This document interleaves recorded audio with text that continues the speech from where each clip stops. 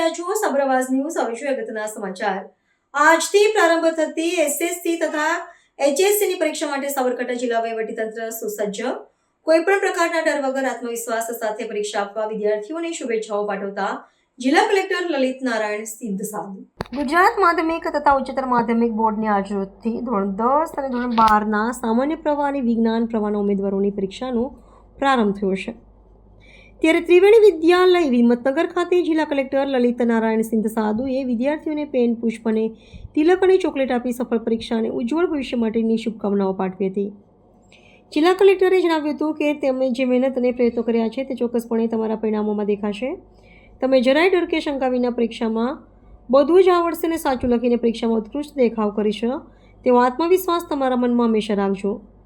બોર્ડની પરીક્ષામાં વિદ્યાર્થીઓ ભયમુક્ત થઈ પરીક્ષા આપે તેવી શુભકામના પાઠવી હતી. ઉપરાંત વિદ્યાર્થીઓને કંઈ અગવડતા ન રહે તે માટે જિલ્લા કક્ષાએ કંટ્રોલ રૂમ કાર્યરત કરવામાં આવ્યું છે. તેમજ પરીક્ષા દરમિયાન સતત વીજ પુરવઠો જળવાઈ રહે તે માટે આયોજન કરવામાં આવ્યું છે. દરેક સેન્ટર પર CCTV camera, police guard, zonal કચેરી, સ્ટ્રોંગ રૂમ ઉપર પોલીસ બંદોબસ્તની વ્યવસ્થા. પરીક્ષા દરમિયાન કોઈ વિદ્યાર્થી અથવા પરીક્ષામાં રોકાયેલા અધિકારી કર્મચારીને પરીક્ષાર્થીઓ માટે જરૂર પડે પ્રાથમિક આરોગ્ય કિટ વ્યવસ્થા સહિતની આનુષાંગિક વ્યવસ્થાઓ સુનિશ્ચિત કરવામાં આવી છે. આ અવસરે જિલ્લા શિક્ષણાધિકારી મીતાબેન ગઢવી, આચાર્ય શંભુભાઈ ભટ્ટ, સુપરવાઇઝર્સઓ સહિત શાળાના શિક્ષક તથા વિદ્યાર્થીઓ ઉપસ્થિત રહ્યા હતા. Reporter MD Parmar.